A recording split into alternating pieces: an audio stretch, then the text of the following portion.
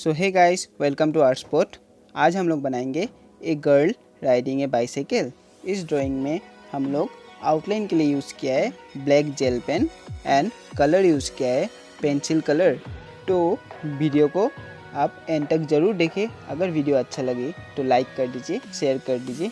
अगर आप अभी तक सब्सक्राइब नहीं किया इस चैनल को तो प्लीज़ सब्सक्राइब कर दीजिए और कमेंट करके ज़रूर बताइए कि आपको ये वीडियो कैसा लगा और आगे आप किस टाइप का वीडियो या किस चीज़ का ड्राइंग आप देखना चाहते हैं। आप कमेंट करके ज़रूर बताएं, हम उसी के ऊपर ड्राइंग बना के अपलोड करेंगे। Thank you.